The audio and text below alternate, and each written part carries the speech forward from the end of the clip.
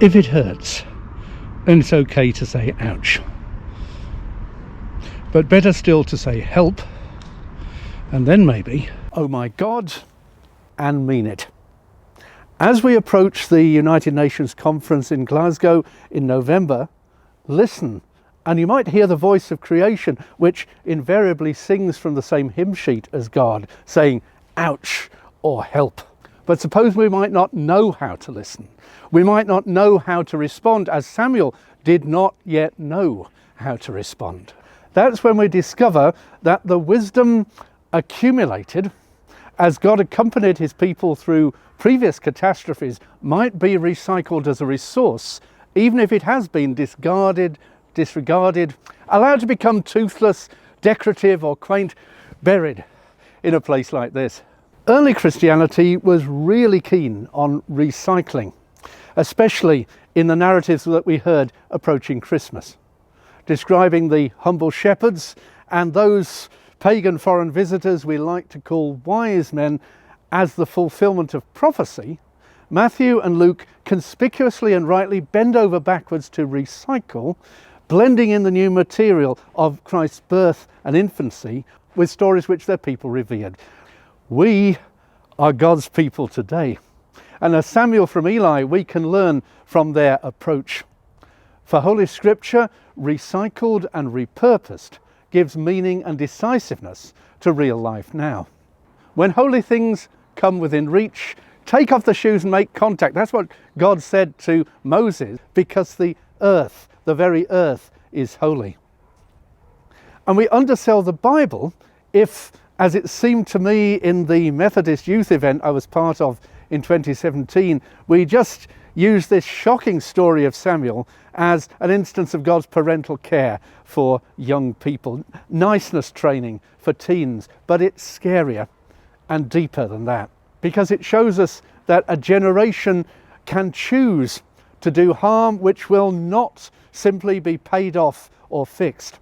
Against a background of corruption, blasphemy and abuse, it's a precursor to Jesus' own warning that faith with integrity has to set families at loggerheads, because unless we discern permission to make holy connections when our ears start tingling, we'll continue to dwell in a land which is starved of saving vision, which chooses not to see the conspicuous relationship in the Bible prophecy of injustice and environmental harm. When with just a little thought, it all makes even more sense today. This is the blessing that God conveys through the mentoring generation in this story. Even if Eli seems discredited, he's there to help the young and powerless find their place and purpose in a world which has grown out of their hands, which is messed up by privilege and injustice. Did we as churches congratulate or commend in prayer the youth climate strikers in 2019? It's not too late for that, because it wasn't too late for Eli to commend Samuel to God and God to Samuel. Jesus refused to defer to power and privilege. Yet as a runaway child, we find him respectfully learning from the sages of a temple, which took the place of the one where Samuel spent his childhood.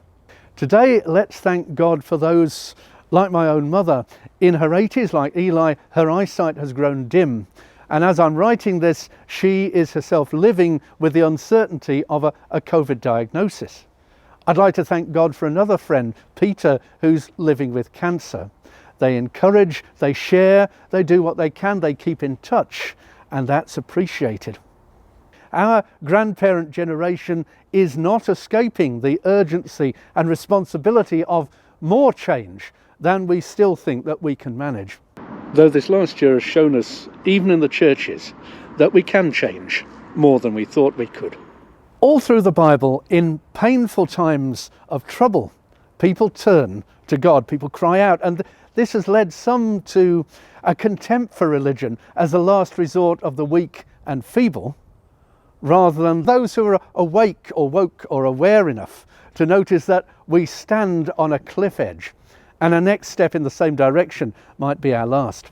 Now, you might think that sounds a bit wild, a bit extreme, but the evidence is in your face. it's abundant, it's fully authenticated that human activity is well advanced in destroying the balance of life. That balance which human beings too have relied on for the whole of recorded history. Yet pious, respectable people in many of our churches still act as if our only choice is to rely on that activity, to carry on what we're doing at all cost. You might be right, but we have to do it this way. We dare not intervene in case someone takes notice and we are blamed for the consequences. Now, I've heard that. Have you? Eli the intransigent is alive and well. But Eli was set free from just that sort of institutional inertia, just that sort of family pressure. Though his own sons had abused his trust, he finds an heir with integrity in Samuel.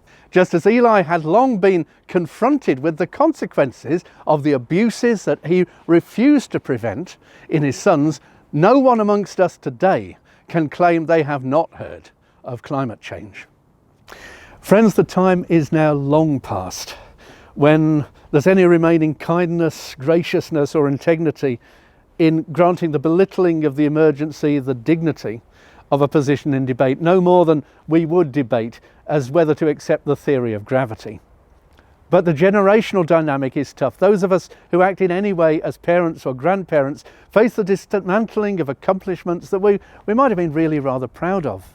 Things like the momentum and achievements of growth and prosperity. Are we Eli standing back and letting it happen? Are we the sons of Eli growing fat on abuse and corruption? Are we Samuel, powerless for now, but heeding God's call with integrity, heeding God's call with every small step we take in honest mindfulness of our impact on the life of the world? Each small step, the things you can do, helps us to change our direction, even though here there are pitfalls. I have not saved the world by changing all my light bulbs to LED or by seating out a lower emission car than when the old one broke down. But those small things, like prayer, are encouragements and offerings to God which help us to live by change. They give us permission to continue, not reassurance to slacken off because we've done all that. Right now the truth is brutal, and since its scale is global, tingling ears should be the very smallest symptom of the bad news that I have to admit I have difficulty in digesting as it arrives each day in my inbox. It's time to say without hesitation, not just ouch, but oh my God, help, and speak, Lord.